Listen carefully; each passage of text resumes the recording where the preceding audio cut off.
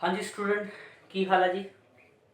मैं Raman Sharma, scope academy Gurdaspur तो ठीक ठाक हो।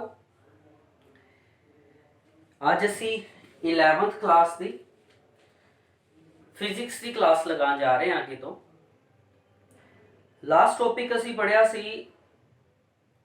किसी फिजिकल क्वांटिटी और फिजिकल क्वांटिटी के यूनिट बारे।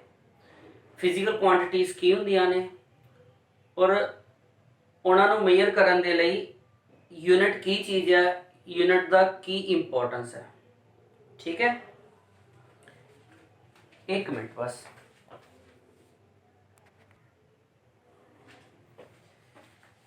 होप सो तुहानू मेरा पहला लैक्चर वधिया लग्या होए।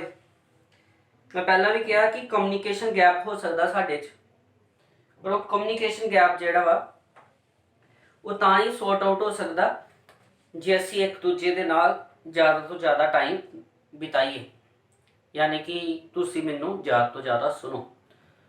सो मेरी रिक्वेस्ट है कि तुसीं घट्टो घट्ट 2 तो 3 वीडियोस जिहड़े आ रैगूलर पैटर्न के बेस के उत्ते जरूर देखो।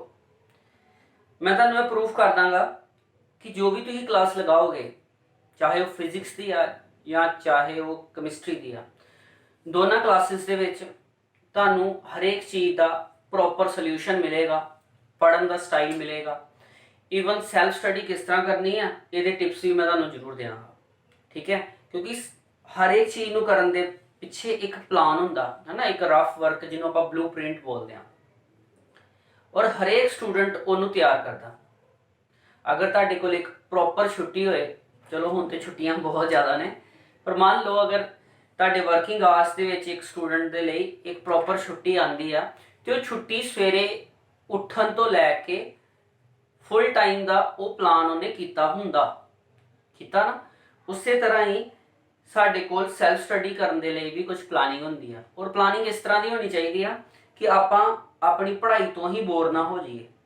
स्टडी इन्नी ज़्यादा भी नहीं करनी चाहिए कि बाद में किताब देखने को दिल ना करे। ठीक है, उन्ना पढ़ो जिन्ना समझ आ जाए, जो समझ आना बंद हो जाए उस पेज के पन्ने को उत्थे फोल्ड कर दो तो अपने दिमाग को रिलैक्स फील कराओ उदों तक जो तक तुहानूं लगे कि तुहानूं होर जरूरत है पढ़न की। चलो आज शुरू करते हैं तीसरा चैप्टर तुहाडी फिजिक्स का, जिहदा नाम है डायमेंशनल एनालाइसिस। ਇਹਦਾ मैं एक वीडियो दे चुकिया पहला। डायमेंशनल एनालाइसिस की आ, मैं उहदे कुछ शॉर्ट फॉर्म दे विच थोड़ा एक्सप्लेनेशन कर देना। डायमेंशनल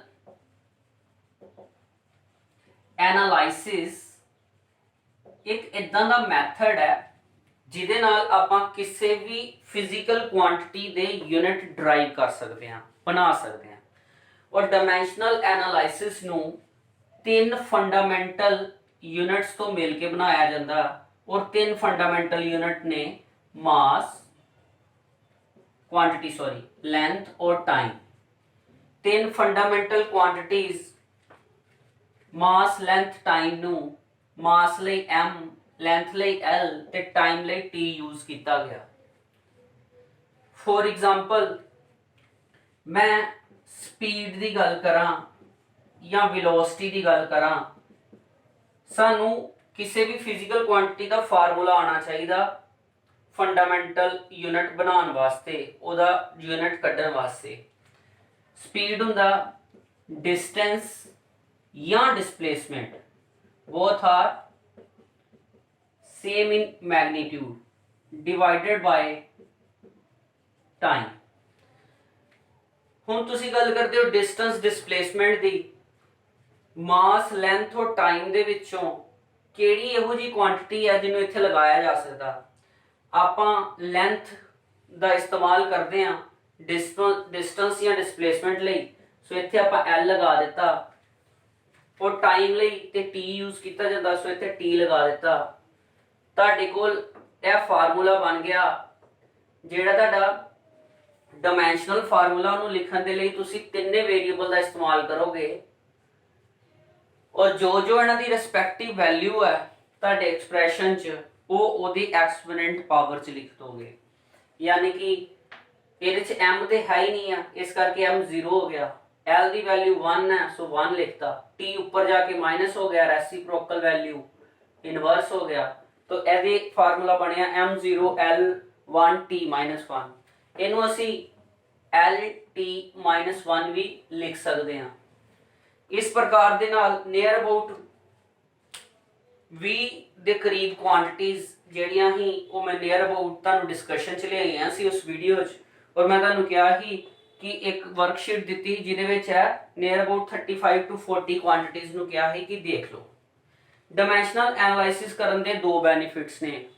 ਪਹਿਲਾ ਬੈਨੀਫਿਟ ਤੇ ਇਹ ਵਾ ਕਿ ਤੁਸੀਂ ਡਾਈਮੈਂਸ਼ਨਲ ਐਨਾਲਾਈਸਿਸ ਦੇ ਥਰੂ ਬਹੁਤ ਸਾਰੀ ਫਿਜ਼ੀਕਲ ਕੁਆਂਟੀਟੀ ਨੂੰ ਪੜ੍ਹਦੇ ਹੋ।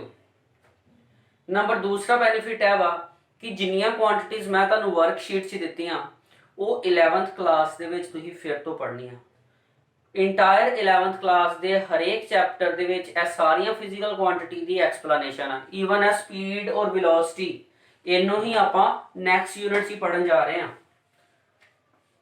ਠੀਕ ਹੈ, ਸੋ ਇਸ ਕਰਕੇ ਡਾਈਮੈਂਸ਼ਨਲ ਐਨਾਲਾਈਸਿਸ ਜਿਹੜਾ ਵਾ ਇਹਨੂੰ ਥੋਰਲੀ ਕਰਨਾ ਮੈਂ ਤੁਹਾਨੂੰ ਵਰਕਸ਼ੀਟ ਜਿਹੜੀ ਆ ਉਹ ਹੋਰ ਦਿਆਂਗਾ ਰਿਜ਼ੋਲਵ ਕਰਨ ਲਈ, ਕਿਉਂਕਿ ਅੱਜ ਦਾ ਕੰਮ ਵੀ ਬਹੁਤ ਸਾਰੀ ਐਪਲੀਕੇਸ਼ਨ ਦੇ ਉੱਤੇ ਡਿਪੈਂਡ ਕਰਦਾ ਹੈ। ਠੀਕ ਹੈ, ਸੋ ਡਾਈਮੈਂਸ਼ਨਲ ਐਨਾਲਾਈਸਿਸ ਦਾ ਤੇ ਅਸੀਂ ਯੂਜ਼ ਕਰਨਾ ਹੀ ਕਰਨਾ, ਜਿਹਨੂੰ ਆਪਾਂ MLT ਫਾਰਮੂਲਾ ਕਹਿ ਦਿੱਤਾ।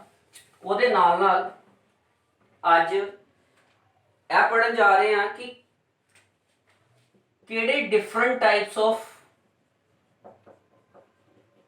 different types of variables and constants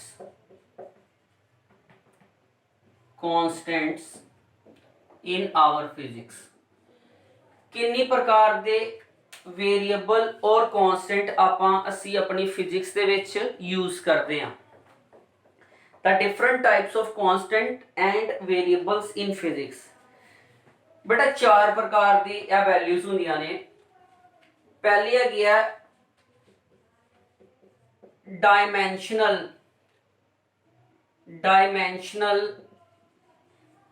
variables. ਇਹੋ ਜਿਹੀਆਂ ਫਿਜ਼ੀਕਲ ਕੁਆਂਟੀਟੀਜ਼ ਜਿਹੜੀਆਂ ਜਿੰਨੀਆਂ ਵੀ ਫਿਜ਼ਿਕਸ ਦੀਆਂ ਕੁਆਂਟੀਟੀਜ਼ ਨੇ ਉਹਨਾਂ ਨੂੰ ਚਾਰ ਹਿੱਸਿਆਂ ਦੇ ਵਿੱਚ ਵੰਡ ਦਿੱਤਾ ਗਿਆ, ਜਿਹਦੇ ਵਿੱਚੋਂ ਪਹਿਲਾ ਹਿੱਸਾ ਪਹਿਲਾ ਟਾਈਪ ਹੈਗਾ ਡਾਇਮੈਂਸ਼ਨਲ ਵੇਰੀਏਬਲ। ਇਹੋ ਜਿਹੀ ਫਿਜ਼ੀਕਲ ਕੁਆਂਟੀਟੀਜ਼ ਜਿਨ੍ਹਾਂ ਦੀ ਡਾਇਮੈਂਸ਼ਨਸ ਵੀ ਹੋਣ ਔਰ ਉਹ ਕਨਸਟੈਂਟ ਵੈਲਿਊਜ਼ ਨਾ ਹੋਣ, ਉਹਨਾਂ ਨੂੰ ਆਪਾਂ ਬੋਲਦੇ ਹਾਂ ਡਾਇਮੈਂਸ਼ਨਲ ਵੇਰੀਏਬਲਸ। ਫੋਰ ਐਗਜ਼ਾਮਪਲ ਕਿਸੇ ਚੀਜ਼ ਦਾ ਏਰੀਆ ਕੱਢਦੇ ਹਾਂ, एरिया कुछ भी हो सकता 10 20 इन मैग्नीट्यूड, और पिछे इन्हां दे यूनिट भी लगते हैं मीटर स्क्वायर सेंटीमीटर स्क्वायर, यानी कि वैल्यू भी वेरिएबल्स ने और नाल इन्हां दे यूनिट भी लगे ने, यानी कि डायमेंशनस भी लगियां ने। डायमेंशन की ओदी यूनिट हुंदी है। ठीक है, सो इन्हां नूं आपां कहता dimensional variables. Physics which all about आपां पूरी फिजिक्स ही डायमेंशनल वेरिएबल्स ते ही पढ़दे हां। ए डायमेंशनल वेरिएबल्स किद्दां बनदे आ, ਕਿਹੜੀਆਂ ਵੈਲਿਊ ਜਿਹੜੀਆਂ ਨੇ ਉਹ ਇਹਨਾਂ ਨੂੰ ਚੇਂਜ ਕਰਦੀਆਂ, ਇਹਨਾਂ ਬਾਰੇ ਹੀ ਆਪਾਂ ਪੜ੍ਹਨਾ। ਬਹੁਤ ਹੈ ਏਰੀਆ, ਸਪੀਡ, ਵੈਲੋਸਿਟੀ, ਬਹੁਤ ਹੈ ਯਾਰ, ਬਹੁਤ ਹੈ। ਹਰ ਜਿਹੜੀ ਵੀ ਕੁਆਂਟੀਟੀ ਦਾ ਨਾਮ ਲਓਗੇ ਉਹ ਨਿਕਲਣੀ ਡਾਇਮੈਂਸ਼ਨਲ ਵੇਰੀਏਬਲ ਹੈ। ਨੈਕਸਟ ਆ ਗਿਆ ਤੁਹਾਡੇ ਕੋਲ ਨੋਨ ਡਾਇਮੈਂਸ਼ਨਲ ਵੇਰੀਏਬਲ। ਇਹੋ ਜਿਹੇ ਵੇਰੀਏਬਲ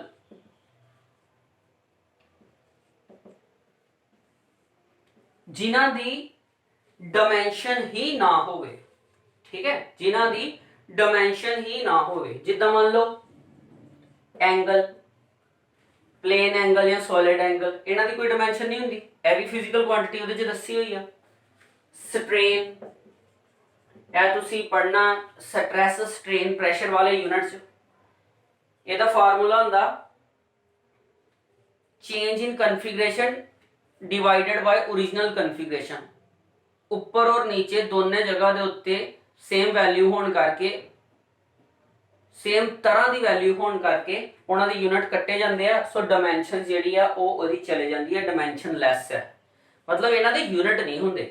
ठीक है, स्पैसिफिक ग्रेविटी, बहुत सारे ने इहो जी फिजिकल यूनिट जिहड़े कि ਇਹੋ ਜਿਹੀਆਂ ਫਿਜ਼ੀਕਲ ਕੁਆਂਟੀਟੀਜ਼ ਜਿਨ੍ਹਾਂ ਦੀਆਂ ਡਾਇਮੈਂਸ਼ਨਸ ਨਹੀਂ ਹੁੰਦੀਆਂ। ਠੀਕ ਹੈ, बट सब तो ज्यादा होंगी तुहाडियां डायमेंशनल वेरीएबल। ਇਹ ਤੇ ਆ ਗਏ वेरिएबल। ਹੁਣ ਆਂਦੀ ਗੱਲ कांस्टेंट ਦੀ। पहला कांस्टेंट आ गया डायमेंशनल कांस्टेंट। ਹੁਣ तक ਤੇ ਤੁਹਾਨੂੰ ਸਮਝ ਆ ਹੀ ਗਿਆ ਹੋਣਾ डायमेंशनल ਦਾ मतलब ਹੁੰਦਾ यूनिट होना, यानी कि ਇਹੋ ਜਿਹੀਆਂ कांस्टेंट वैल्यू ਜਿਨ੍ਹਾਂ ਦੇ यूनिट ਹੋਣ ਉਹ ਹੁੰਦੇ ਆ डायमेंशनल कांस्टेंट। ਜਿੱਦਾਂ कि हाँ gravitational constant, universal gravitational constant बहुत मशहूर है। यूनिट की है तो बाद गल करांगे, पर तुहाडा इंपोर्टेंट मैं उहदे च दिता होया जी, कैपिटल जी, इहनूं मैं शायद करवाया गया। प्लैंक्स कांस्टेंट एच, ਇਹ ਕੀ ਨੇ? ਇਹ ਉਹ कांस्टेंट वैल्यूज ने जिन्हां दी वैल्यूज फिक्स ने और ਉਹਦੇ ਨਾਲ ਨਾਲ ਇਹਨਾਂ ਦੇ ਕੋਲ they have constant value, therefore constant, but with dimension, therefore dimensional। ठीक है, constant value with dimension, that is called dimensional constant। so चौथी ते लास्ट क्वांटिटी की रह गई dimensionless या नॉन डायमेंशनल कांस्टेंट, यानी कि डायमेंशन भी नहीं है और यूनिट भी कोई नहीं है। सब तो ज्यादा यूज होने वाली पाई, एक नंबर है, एक कांस्टेंट वैल्यू है, ਇਹਦਾ कोई यूनिट नहीं है।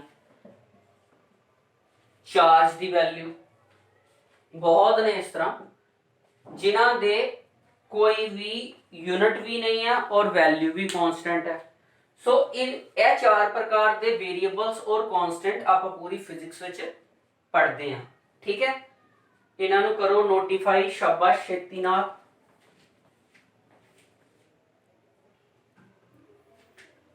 ठीक है जी, कर लिया नोटिफाई ने। हुण गल आंदी है जेड़ा तुसी डायमेंशनल एनालिसिस पढ़दे पे हो वो साडा कित्थे कित्थे काम आंदा ते कित्थे कित्थे ओदी एप्लीकेबिलिटी है। वैसे तो मैं बड़ी प्रॉपर स्टार्टअप च तुहानूं बोलिया ही कि मैनूं बहुत वधिया लगदा डायमेंशनल एनालिसिस वाला काम। ओहदा कारण की है कि मैं यह मन के चलिया कि जो मैं 10th तो 11th ਵਿੱਚ आया तो मेरे को एक प्रॉब्लम आई, वो है यूनिट नूं याद रखने की प्रॉब्लम। हुण जो यूनिट नूं याद रखने की प्रॉब्लम आ गई तो तुसीं एक यूनिट याद करोगे, दो करोगे, जो गिनती 5 तो 10 हो जाती है या तो वध जाती है, फिर यूनिट याद नहीं रखे जा सकते। फिर उहदे लई की कीता गया, एक इदां दा मैथड दिता गया सानूं जिहदे नाल असीं यूनिट जिहड़े ने वो खुद डिराइव कर सकते हैं। डायमेंशनल एनालिसिस एक इदां दी मैथोलॉजी ही जिहदे नाल आपां किसी भी क्वांटिटी दे यूनिट जिहड़े आ वो डिराइव कर सकते हैं। इत्थों दी इहदे तो भी वड्डी गल मैनूं यह वधिया लगी कि जदों तुसीं किसी क्वांटिटी दे यूनिट डिराइव करन दे लई जांदे हो उसे टाइम दे उत्ते उस क्वांटिटी नाल जुड़ियां होईयां सब क्वांटिटीज जां उहदा फार्मूला भी असीं याद करदे हां। यानी कि एक ते आपां यूनिट ते डिराइव करे करदे हां, उस मेजर क्वांटिटी दियां जिहड़ियां यूनियर क्वांटिटी ने, जिहड़ियां सब क्वांटिटीज जो कि जिहदे नाल मिल के वो बनी आ वो भी सानूं याद हो जांदियां। ठीक है ना। सो आपां की कर जा रहे हैं, आपां करन जा रहे हैं यूजेस ऑफ डायमेंशनल एनालिसिस। की यूजेस ने, सारे यूजेस नूं मैं विद एग्जांपल तुहानूं एक्सप्लेन करांगा विद एग्जांपल। सो सब तो पहला यूज हैगा to check the accuracy of any physical equation. जो भी तुहाडी फिजिकल इक्वेशन है ओदी एक्यूरेसी चेक करने वास्ते तुसी इस्तेमाल कर सकते हो, डायमेंशनल एनालिसिस। पिया देखने वास्ते कि दिता गया फार्मूला ठीक है कि नहीं है। ठीक है, ਉਹਦੇ ਲਈ ਤੁਹਾਨੂੰ ਕੀ करना पेगा, जो भी ਤੁਹਾਨੂੰ एक्सप्रैशन दिता जाएगा, क्योंकि मैं 2 नहीं 3 एक्सप्रैशन करवाने हैं, बाकी मैं उधर ਤੁਹਾਨੂੰ एक्सरसाइज ਲਈ ਦੇ देने हैं। तुसीं वीडियो ਨੂੰ पॉज करना ਤੇ ਨਾਲ ਹੀ कंप्लीट कर देना। ठीक है, पॉज करके कंप्लीट कर देना। दिता गया एक्सप्रैशन जो भी रहेगा ਉਹਦੇ ਲੈਫਟ हैंड साइड ਦਾ डायमेंशनल फार्मूला ਕੱਢਣਾ and then right hand side का डायमेंशनल फार्मूला कढ़ना। अगर दोनों साइडों के डायमेंशनल फार्मूला इक्वेट हो गए तो साडा एक्सप्रैशन ठीक मन्या जाएगा। आओ देखते हैं, मैं सिंपल जिहा एक्सप्रैशन लेना, speed is equal to distance upon time, या इनू थोड़ा जा जो बुक च देखा जाए तो बुक च दिता है distance is equal to speed into time. इत्थे वेलोसिटी हो सकता, डिस्टेंस की बजाय डिस्प्लेसमेंट हो सकता। ठीक है, हुण यह लैफ्ट हैंड साइड बन गया, राइट हैंड साइड बन गया। सब तो पहला लैफ्ट हैंड साइड की तुसी डायमेंशन कढनी है। लैफ्ट हैंड साइड च की है, मैं तुहानूं दस्सिया या डिस्टेंस है या डिस्प्लेसमेंट है, क्योंकि दोनों के फार्मूले सेम है, स्पीड और वेलोसिटी के कुछ ज़्यादा फर्क नहीं है। डिस्टेंस या डिस्प्लेसमेंट का डायमेंशनल फार्मूला ओनली है एल, एम भी नहीं है, L1 है, T0 है, क्योंकि तुहाडा डिस्टेंस डिस्प्लेसमेंट लेंथ नाल सिंपली आपां मेजर कर सकते हैं। हुण वारी आंदी है राइट हैंड साइड की। राइट हैंड साइड के उत्ते हैगा स्पीड या वेलोसिटी, इनू आपां बोलते हैं स्पीड इनटू टाइम। जे स्पीड की गल करिए तो स्पीड हुंदा तुहाडा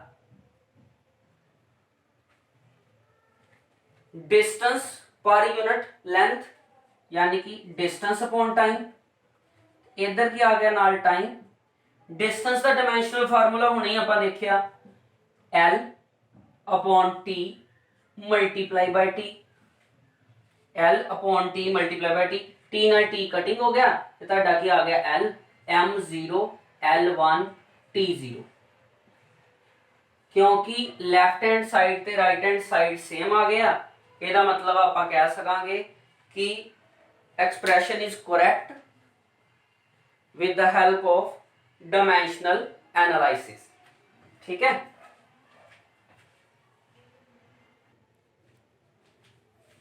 ठीक है जी। थोड़ा टिपिकल एक्सप्रैशन लेने हैं। ठीक है, थोड़ा जिहा औखा आप चेक करना, मैं फिर दस देना। तुहानूं एक फार्मूला दिता जाएगा, उस फार्मूले की लैफ्ट हैंड साइड की तुसीं डायमेंशनल फार्मूला कढना, फिर राइट हैंड साइड का डायमेंशनल फार्मूला कढना। अगर दोनों सेम आ जाते हैं तो तुहाडा एक्सप्रैशन जिहड़ा वा करैक्ट है। यह तुहाडी पहली एप्लीकेशन है, पहला यूज हैगा डायमेंशनल एनालिसिस का। आओ आपां दूसरा फार्मूला पढ़ते हैं जो कि थोड़ा जिहा टिपिकल है। यह तुहाडी आइंस्टाइन द्वारा दी गई इक्वेशन ही E equal to MC square. इत्थे E की है बेटा, E हैगा तुहाडे कोल, इत्थे दस देना E तुहाडे कोल एनर्जी है, M तुहाडे कोल मास है, जितनी की क्वांटिटीज बारे पता होना चाहिए। C की है, C हैगा स्पीड ऑफ लाइट। बड़ा मशहूर कॉन्सैप्ट है, बहुत बार चलिया, यूनिवर्सल लॉ जिन्हें डाल्टन थ्योरी नू नेगेटिव करता ही। C is equal to speed of light. ठीक है, आओ शुरू करते हैं। लैफ्ट हैंड साइड पिक की छोटी है, E एनर्जी है। आप पढ़िया एनर्जी और वर्क डन इक्वल है, इन्हां दे यूनिट भी इक्वल है। तुहानूं मैं जिहड़ा चार्ट दिता ही उहदे च भी जिहड़ी मर्जी एनर्जी होए और जो मर्जी तरह का वर्क डन होए वो इक्वल है। वर्क का फार्मूला की हुंदा, वर्क हुंदा फोर्स इनटू डिस्प्लेसमेंट। तो फोर्स का जिहड़ा डायमेंशनल फार्मूला वा वो याद कर लो, याद करना पैना। वैसे यह कादे तो बनया ही, फोर्स बनया ही मास इनटू एसलरेशन तो। एसलरेशन बनया ही वेलोसिटी बटा टाइम तो, ते वेलोसिटी बनया ही डिस्प्लेसमेंट अपॉन टाइम तो। So A to B, B to C जाके तुसीं यह कर सकते हो, पर मैं फोर्स का डायमेंशनल फार्मूला मैनूं याद है, वो हैगा MLT-2 multiply with S। S की है डिस्प्लेसमेंट, डिस्प्लेसमेंट भी L नाल ही आपां मनदे हां। सो तुहाडे कोल एनर्जी दा डायमेंशनल फार्मूला आ गया ML2T-2। This is for energy. यह आ गया तुहाडा लेफ्ट हैंड साइड। हुण गल करते हैं राइट हैंड साइड की। राइट हैंड साइड की है MC square. MC square M की है, M हैगा मास ते C हैगा speed of light. Speed of light फिर वही फार्मूला, स्पीड हुंदा डिस्टेंस बटा time the square. Mass L square ते T दी वैल्यू जिहड़ी है उस नीचे है स्केयर ऊपर जाके t -2 आ गया ml2 t -2। लो जी, क्योंकि लेफ्ट हैंड साइड इक्वेट हो गया राइट हैंड साइड नाल, एक बारी फिर तो एक्सप्रैशन जेड़ा वा वो तुहाडा ठीक हो गया। समझ आई गल? इनू पहला नोटिफाई कर लो, कोई डाउट है तो देख लो, मैं रिपीट करदा। हाँ जी, सो ये भी समझ आ गया, यानी कि आपां लेफ्ट हैंड साइड नू राइट हैंड साइड दे नाल इक्वेट करना, अगर इक्वल आ गया तो करैक्ट है। ठीक है, चलो नैक्सट थोड़ा जिहा होर कंपलैक्स एग्जाम्पल लैने आ। इस एग्जाम्पल दे विच मैं जानबूझ के एक्सप्रैशन नू गलत बनाया, क्योंकि एक्सप्रैशन गलत बनावांगे ते तां ही इहदी एप्लीकेशन देखांगे। एक्सप्रैशन हैगा H is equal to R rho G is equal to 4t cos theta. R rho G is equal to 2t cos theta. Sorry, expression हैगा वा विस्कोसिटी दे नाल जुड़िया होया, पर क्योंकि ये सारी चीज़ां आने वाले टाइम तो तुसीं करनियां ने, ठीक है, इस करके आपां नू अजे कोई खास लोड़ नहीं है इस चीज़ नू करन दी। सरफेस टेंशन नाल जुड़िया होया कॉन्सैप्ट है, जदों आपां उत्थे पढ़ांगे उदों पता चल जाएगा। हुण हाल दी घड़ी सानू सिर्फ किस चीज़ की लोड़ है, सानू पता होना चाहिए कि क्वांटिटीज किहड़ियां-किहड़ियां ने। एच की है? एच हैगा हाइट, मैं कोई नाम नहीं लियांगा भी हाइट किस चीज़ की है। आर रेडियस, रो भाई रो की है जी डेंसिटी, यूनिवर्सल सिंबल है। G acceleration due to gravity. T surface tension, बाकी 2 ते cos थीटा जो कि कांस्टेंट है। ठीक है, सो एक बार फिर तो left hand side right hand side कर लिए। लेफ्ट हैंड साइड देते हैं तुहाडे को एच, एच यानी कि हाइट, हाइट यानी कि लेंथ, सो डायमेंशनल फार्मूला ओनली आ गया एल। राइट हैंड साइड जिथे साडा सारी मेहनत लगनी है उत्ते गल करते हैं। राइट हैंड साइड हैगा R rho G 2t cos of theta.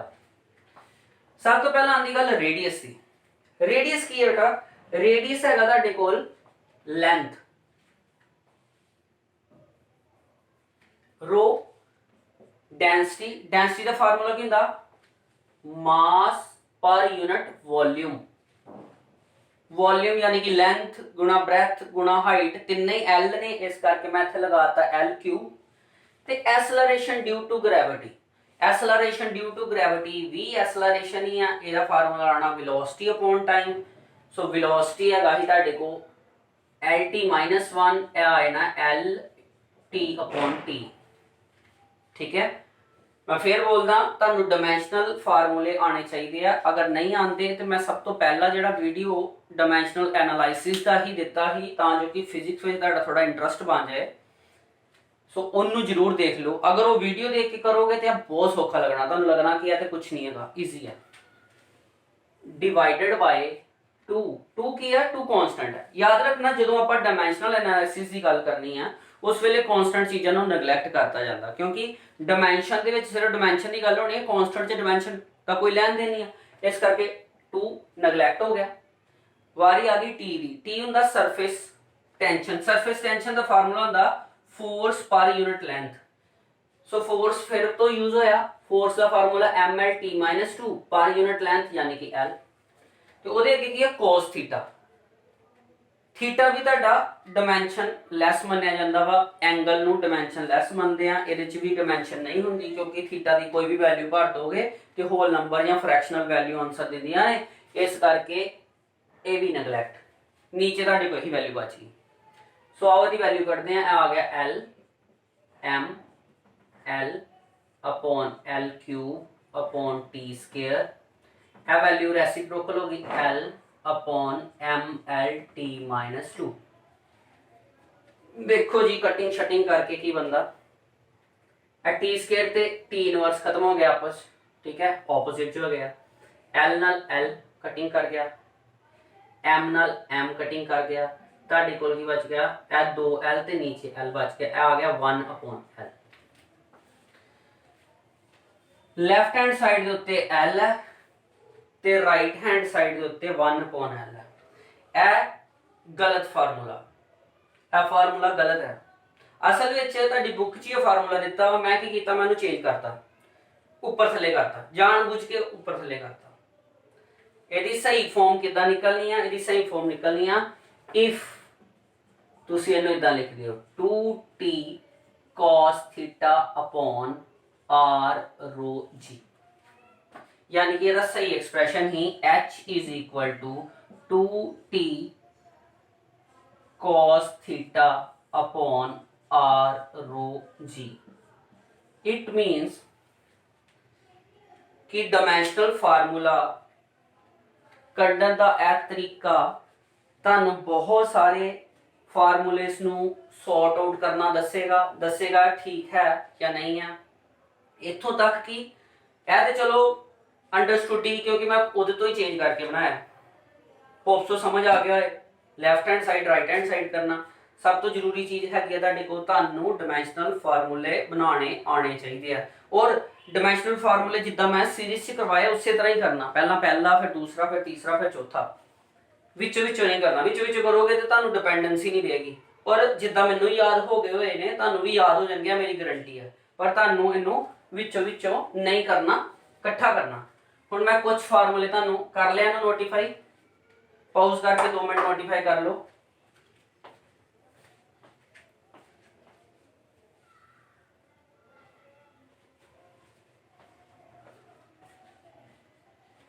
ठीक है, ਹੁਣ मैं ਤੁਹਾਨੂੰ कुछ एक्सरसाइज कह लो ਜਾਂ कुछ फार्मूले दे रहे हैं, ਤੁਸੀਂ ਇਹਨਾਂ ਦੀ ਕਰੈਕਟਨੈਸ ਚੈੱਕ ਕਰਨੀ ਹੈ। ਪਹਿਲਾ ਵਾ P is equal to 40 upon R। P ਇੱਥੇ ਪ੍ਰੈਸ਼ਰ ਹੈ, ਦੱਸੀ ਜਾਣਾ ਤੁਹਾਨੂੰ। ਪ੍ਰੈਸ਼ਰ ਦਾ ਫਾਰਮੂਲਾ ਕੀ ਆ ਉਹ ਤੁਸੀਂ ਆਪਣੇ ਉਹਦੇ 'ਚ ਦੇਖੋਗੇ ਜਿੱਥੇ ਮੈਂ ਕਰਵਾਇਆ ਹੋਇਆ, ਫੋਰਸ upon ਏਰੀਆ। T ਫਿਰ ਤੋਂ ਸਰਫੇਸ ਟੈਂਸ਼ਨ ਹੈ, R ਤੁਹਾਡੇ ਕੋਲ ਰੇਡੀਅਸ ਹੈ, ठीक है। This is first one. Second है ਤੁਹਾਡੇ ਕੋਲ half mv square is equal to mgh। m mass है, v वेलोसिटी है, g फिर तो एक्सेलरेशन ड्यू टू ग्रेविटी, और h अंडरस्टूड है जी हाइट है, h स्टैंड फॉर हाइट। शाबाश, ठीक है। ਉਹਦੇ ਤੋਂ ਬਾਅਦ ਹੈ ਸਾਡੇ ਕੋਲ fs फोर्स इनटू डिस्प्लेसमेंट। मैं बोल ही दे रहा क्योंकि तुम सुनते रहे हो, फिर लिखने की लोड़ नहीं कोई। Half m u square, fs force into displacement, half m मास v स्क्वायर फाइनल वेलोसिटी पर है वेलोसिटी है, minus half m u square है भी वेलोसिटी है। और याद रखियो डायमेंशंस ਜਿਹੜੀਆਂ ਨੇ आपस ਵਿੱਚ प्लस माइनस नहीं ਹੁੰਦੀਆਂ। एग्जांपल देन लगा, जे लिखा होएगा ना बेटा, जे आ जाएगा ਤੁਹਾਡੇ ਕੋਲ l plus l, ਇਹਦਾ मतलब l है। अगर l into l होएगा ਤਾਂ ਤੁਸੀਂ l raised to the power 2 करना। ਇੱਥੇ l plus l ਨੂੰ 2l नहीं लिखना, only 1l चलेगा। ਉਸੇ ਤਰ੍ਹਾਂ ਹੀ अगर ਇਹਦੇ ਚ माइनस होएगा ਤੇ l minus l l ही लिखा जाएगा। इस एक्सप्रेशन ਨੂੰ ਧਿਆਨ ਚ ਰੱਖਦੇ ਹੋਏ ਮੈਂ ਤੁਹਾਨੂੰ ਦੱਸਿਆ कि l plus l mean only l, l minus l mean only l। m ਤੇ ਵੀ ਇਹੀ ਗੱਲ लागू ਹੁੰਦੀ ਹੈ, t ਤੇ ਵੀ ਇਹੀ ਗੱਲ लागू ਹੁੰਦੀ ਹੈ, ठीक है। ਇਹ ਹੋ ਗਏ, कुछ और लिख लो।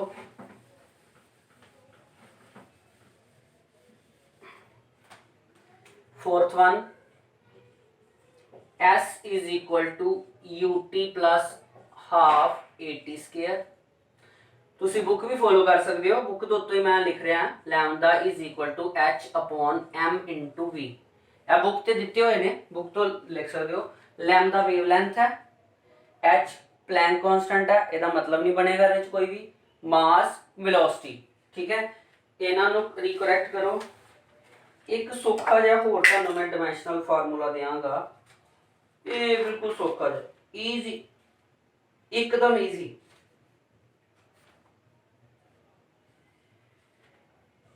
VC is equal to K eta R rho। Final one आए थे ईजी इस करके आ क्योंकि आ जेड़ा मैं लास्ट एग्जांपल ਤੁਹਾਨੂੰ ਇਲੈਬੋਰੇਟ ਕਰਾਈ ਹੈ ਉਸੇ ਤਰ੍ਹਾਂ ਹੀ ਕਾਫੀ ਲੈਂਥੀ ਆ। ਕ੍ਰਿਟੀਕਲ ਵੈਲੋਸਿਟੀ, ਇਹ ਫਾਰਮੂਲਾ ਬਣਿਆ ਹੋਇਆ ਜਦੋਂ ਤੁਸੀਂ ਇੱਕ ਡੈਂਸ ਮਟੀਰੀਅਲ ਦੇ ਵਿੱਚ ਇੱਕ ਸਫੈਰਿਕਲ ਬਾਲ ਪਾ ਦਿੰਦੇ ਹੋ ਤੇ ਉਹ ਜਿਹੜੀ ਕ੍ਰਿਟੀਕਲ ਵੈਲੋਸਿਟੀ ਉਹ ਕਿੱਦਾਂ ਹਾਇਰ ਕਰਦੀ ਹੈ। ਸੋ ਉਸ ਬੇਸ ਦੇ ਉੱਤੇ ਆ। VC ਕੀ ਆ? ਕ੍ਰਿਟੀਕਲ ਵੈਲੋਸਿਟੀ ਆ, K ਇੱਥੇ ਕਾਂਸਟੈਂਟ ਹੈ, that is eta, ठीक है। eta की है? eta coefficient of viscosity है, ਇਹਦਾ ਫਾਰਮੂਲਾ ਵੀ ਤੁਹਾਨੂੰ ਦੇਖਣਾ ਪੈਣਾ ਤਾਂ ਜੋ ਕਿ ਤੁਹਾਨੂੰ ਇੱਥੇ ਹੋਮਵਰਕ ਕਰਨਾ ਪੈਣਾ, ਇਸ ਕਰਕੇ ਮੈਂ ਟਿਪੀਕਲ ਦਿੱਤਾ। r ਰੇਡੀਅਸ ਹੈ, rho ਡੈਂਸਿਟੀ ਹੈ, ਤੁਸੀਂ ਇਹਨੂੰ ਐਕਸਪਲੋਰ ਕਰਨਾ ਕਿ ਇਹ ਠੀਕ ਹੈ ਜਾਂ ਨਹੀਂ ਹੈ। So finally at the last end result ਇੱਥੇ ਇਹ ਗੱਲ ਮੁੱਕਦੀ ਹੈ ਕਿ ਸਾਡਾ ਜਿਹੜਾ ਡਾਇਮੈਂਸ਼ਨਲ ਐਨਾਲਾਈਸਿਸ ਹੈ ਉਹ correctness of the expression ਦੱਸਦਾ ਕਿਸੇ ਵੀ ਫਿਜ਼ੀਕਲ ਕੁਆਂਟੀਟੀ ਦਾ ਕਿ ਉਹ ਠੀਕ ਹੈ ਜਾਂ ਗਲਤ ਹੈ। ਇਸ ਤਰ੍ਹਾਂ ਤੁਸੀਂ ਕਿਸੇ ਵੀ ਫਾਰਮੂਲੇ ਨੂੰ ਜਾਂਚ ਸਕਦੇ ਹੋ। ਲਗਭਗ 8 ਤੋਂ 10 ਫਾਰਮੂਲੇ ਇਸ ਤਰ੍ਹਾਂ ਕਰੋਗੇ ਤੇ ਤੁਹਾਨੂੰ ਬਿਲਕੁਲ ਸਮਝ ਆ ਜਾਏਗੀ ਕਿ ਕੀ ਫਾਇਦਾ ਵਾ ਡਾਇਮੈਂਸ਼ਨਲ ਐਨਾਲਾਈਸਿਸ ਦਾ। ਹਾਲਾਂਕਿ ਡਾਇਮੈਂਸ਼ਨਲ ਐਨਾਲਾਈਸਿਸ ਦੇ ਦੋ ਯੂਜ਼ ਹੋਰ ਨੇ, ਉਹ ਵੀ ਵਿਦ ਪ੍ਰੈਕਟੀਕਲ ਐਗਜ਼ਾਮਪਲ ਨੇ, ਵਿਦ ਤੁਹਾਨੂੰ ਨੂਮੈਰੀਕਲ ਸੋਲਵ ਕਰਵਾਉਣਾ ਪੈਣੇ ਮੈਨੂੰ ਉਹਦੇ 'ਚ। ਇਸ ਕਰਕੇ ਉਹਨਾਂ ਐਗਜ਼ਾਮਪਲ ਨੂੰ ਸੋਲਵ ਕਰਨ ਕਰਕੇ ਉਸ ਪਾਰਟ ਨੂੰ ਆਪਾਂ ਕੱਲ੍ਹ ਤੇ ਰੱਖਦੇ ਹਾਂ। ਅੱਜ ਲਈ ਬਸ ਇੰਨਾ ਹੀ। ਦਿੱਤੇ ਗਏ ਸੋਲਿਊਸ਼ਨਸ, ਦਿੱਤੇ ਗਏ ਐਪਲੀਕੇਸ਼ਨਸ ਨੂੰ, ਦਿੱਤੇ ਗਏ ਐਗਜ਼ਾਮਪਲਸ ਨੂੰ ਤੁਸੀਂ ਸੋਲਵ ਕਰ ਲਿਓ। ਹੁਣ ਮੈਂ ਕਾਫੀ ਥੱਕ ਚੁੱਕਿਆ, ਠੀਕ ਹੈ ਜੀ। ਸੋ ਬੇਟਾ ਜੀ ਹੋਪ ਸੋ ਮੇਰਾ ਇਹ ਚੀਜ਼ ਤੁਹਾਨੂੰ ਸਮਝ ਆ ਰਹੀ ਹੋਏਗੀ। ਮੈਂ ਬਾਰ-ਬਾਰ ਤੁਹਾਨੂੰ ਬੋਲਦਾ 10th ਤੋਂ 11th ਵਿੱਚ ਆ ਕੇ ਸਟੱਡੀ ਦਾ ਪੂਰਾ ਪੈਟਰਨ ਸਟੂਡੈਂਟ ਦੇ ਉੱਤੇ ਹੀ ਡਿਪੈਂਡ ਕਰਦਾ। ਇਹਦੇ ਵਿੱਚ ਤੁਹਾਨੂੰ 10th ਵਾਂਗ ਕਿਸੇ ਵੀ ਟੀਚਰ ਨੇ ਇਹ ਨਹੀਂ ਕਹਿਣਾ ਇਹ ਪੜ੍ਹ ਲਓ, ਇਹ ਨਹੀਂ ਪੜ੍ਹਨਾ, ਇਹ ਕਰ ਲਓ। ਇਹ ਤੁਹਾਡੇ ਤੇ ਡਿਪੈਂਡ ਕਰਦਾ ਤੁਸੀਂ ਕੀ ਕਰਦੇ ਹੋ। हाँ, जिन्नी ज़्यादा प्रैक्टिस करोगे, जिन्नी ज़्यादा कल उन्ना ही फायदा होएगा। देखो जो तुम बोर्ड के एग्जाम करते पे हो, ठीक है, ज़्यादातर स्टूडेंट की सोचते हैं आप बोर्ड एग्जाम की तैयारी करते पे हाँ तो कंपीटीशन की तैयारी कुछ अलग तो होंगी है। इस तरह कुछ नहीं है। कंपीटीशन की एग्जाम कंपीटीशन की तैयारी वास्ते ही तो तुहाडियां बुक्स एडियां वड्डियां ने। फर्क सिर्फ है वा कि जिद्दां मैं तुहानूं डेप्थ स्टडी देण दिया वां, ਤੁਸੀਂ ਇਹਦੇ ਨਾਲ ਜਿੰਨੀਆਂ ਐਗਜ਼ਾਮਪਲਾਂ ਕਰ ਸਕਦੇ ਹੋ ਕਰੋ। ਇੱਥੋਂ ਤੱਕ ਕਿ ਹੋ ਸਕੇ ਤੇ ਯੂਨਿਟ ਜਾਂ ਚੈਪਟਰ ਖਤਮ ਹੋਣ ਤੋਂ ਬਾਅਦ 2-2 ਪੇਜ ਜ਼ਰੂਰ ਛੱਡ ਦਿਓ, ਕਿਉਂਕਿ ਸਿਲੇਬਸ ਦੀ ਤੇਜ਼ੀ ਦੇ ਚੱਕਰ ਵਿੱਚ ਆਪਾਂ ਅਗਰ ਟੌਪਿਕ ਨਾਲ ਟੌਪਿਕ ਕਰਦੇ ਪਏ ਆ, ਅਗਰ ਚੈਪਟਰ ਜਦੋਂ ਵੀ ਰਿਵਾਈਜ਼ ਕਰਾਂਗੇ, ਬੁੱਕ ਖੋਲਾਂਗੇ, ਨੋਟਸ ਖੋਲਾਂਗੇ, ਇਹ ਟਿਊਟੋਰੀਅਲ ਦੇਖਾਂਗੇ, ਉਹ ਖਾਲੀ ਜਗ੍ਹਾ ਨੂੰ ਤੁਸੀਂ ਭਰਨਾ ਕੁਝ ਹੋਰ ਐਗਜ਼ਾਮਪਲ ਨਾਲ, ਕੁਝ ਹੋਰ ਮਟੀਰੀਅਲ ਨਾਲ, ਕੁਝ ਹੋਰ ਬੁੱਕਸ ਤੋਂ, ਕੁਝ ਹੋਰ ਟਿਊਟੋਰੀਅਲਸ ਤੋਂ, ਕੁਝ ਹੋਰ ਤਰ੍ਹਾਂ ਨਾਲ। उस वेले ਤੁਹਾਡੀ ਉਹੀ ਤਿਆਰੀ ਤੁਹਾਡੀ ਕੰਪੀਟੀਸ਼ਨ ਦੀ ਤਿਆਰੀ ਹੋਣੀ ਹੈ। ਕੰਪੀਟੀਸ਼ਨ एग्जाम ਲਈ ਕੋਈ ਅਲੱਗ ਤੋਂ ਤਿਆਰੀ ਕਰਨ ਦੀ ਲੋੜ ਨਹੀਂ ਹੁੰਦੀ।